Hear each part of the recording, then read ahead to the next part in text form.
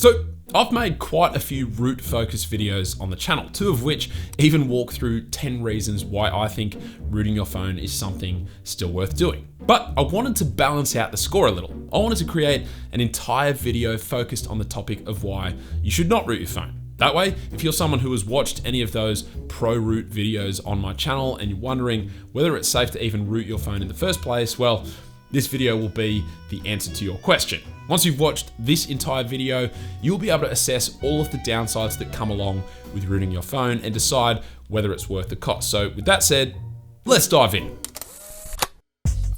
All right, now first and foremost, rooting your phone will actually void your manufacturer warranty. So let's say you have a rooted phone and something unexpected causes it to stop working properly. You take it to the store for repairs, they fix it up, and after doing so, they see that the phone is rooted. Well, if that happens, bad luck, you'll have to pay to cover the cost yourself. Now that said, you can actually unroot your phone and make it look as though it was never actually rooted in the first place, which will essentially restore your warranty, but that's banking on the fact that your phone is working well enough to allow you to do that. In the past, I've even returned a Pixel device that was originally rooted in exchange for a replacement one simply by factory resetting the device and relocking the bootloader, and they were none the wiser. So you'll only be stuck if something happens to the phone whilst it's rooted, meaning you can't effectively unroot it, but otherwise you should be okay. Now, reason number 2 why you should potentially avoid rooting your phone is that you're actually putting the phone at risk of becoming bricked. Now, there are 2 types of phone bricking that can occur: hard bricking and soft bricking. So a hard brick is when something is wrong with the hardware itself, like the display isn't working or the battery has died. And this usually isn't an issue that can come about as a result of rooting your phone. But a soft brick is something software related, like a system file missing or the wrong boot image file being loaded in accidentally. And when it comes to actually going through the process of rooting your phone, these can actually be quite a common occurrence. Trust me, it's happened to me more times than I care to admit, and for those who have experienced the whole boot loop situation, you know how nerve-wracking and frustrating that experience can be. Now, there are usually ways to get yourself out of a soft brick, but it will require a computer and a lot of tinkering and installing various bits of software to sort the situation out, and more than anything, you're most likely going to lose your data. And so if you haven't backed things up, that can be a rough situation. Now from there, perhaps the biggest downside to rooting your phones these days is that it will most certainly cause some apps to stop working.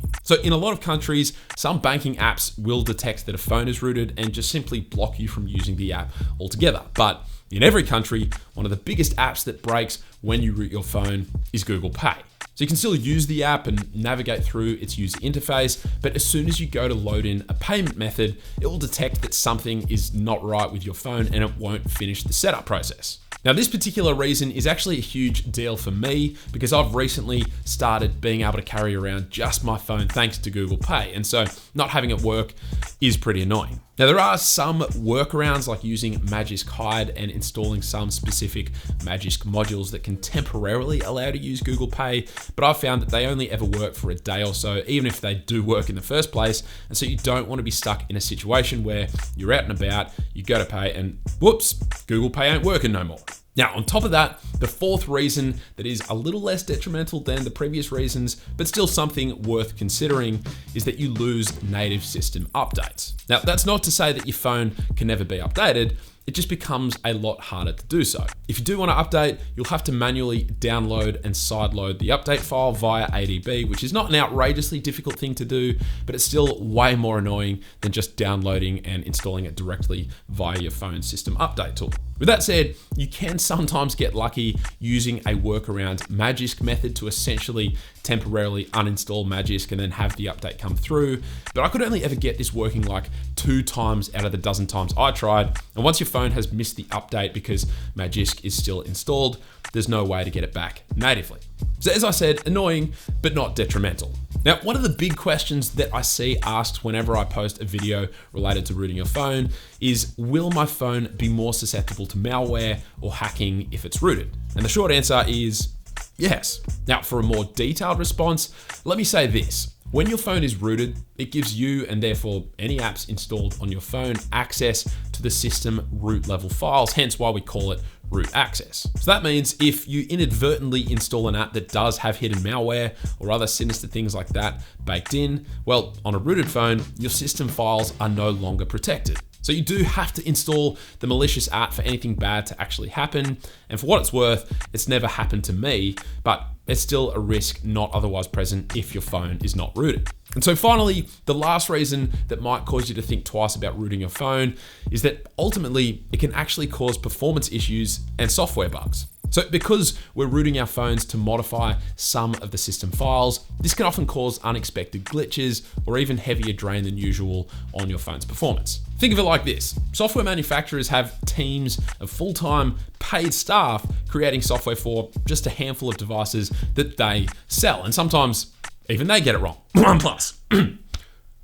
But with root modifications that you install, more often than not, it's just one developer working in their free time to create some sort of tweak. Now, whilst they're a very talented bunch of people, they just simply don't have the time or resources to test their mods on every single device. And so whilst it might work really well on one phone, on another, it might cause performance issues. I've definitely noticed that the phones I've rooted in the past have felt a little more sluggish compared to the phones that I use that haven't been rooted, and often it is worth the trade-off to gain the features you're enabling via root access, but it's still something to keep in mind. And so there you have it. Those are a handful of reasons why rooting a phone is something you should be hesitant about. Now, if you've decided that these risks are worth the cost, then I've got plenty of content covering what makes rooting your phone worthwhile. So I'll leave a link to a playlist up in the cards and down in the description below. As for me, what's my approach to rooting? Well, as I mentioned in a recent Q&A video, I've actually just recently stopped rooting my main everyday devices. And the big reason, which I made reference to in this video, is that I lose access to Google Pay and also the Service New South Wales app, which holds a digital copy of my driver's license. Do I miss rooting my phones? Actually, yes, I do. I wish that there was some way for root access to not cause this one particular issue of apps not working. And if it's ever properly fixed in the future, then I'll probably start doing it again. I do also have secondary devices that remain rooted for testing purposes. So you'll still see root focused videos on the channel in the future. But as for my main devices that I carry around everywhere I go, well, as for now, they stay unrooted. But that's it. If you enjoyed the video, then a sub would be greatly appreciated. Don't forget to follow me over on Twitter and Instagram for access to promo codes to paid apps that I release each month. Aside from that, thank you all very much for watching, and I will catch you later.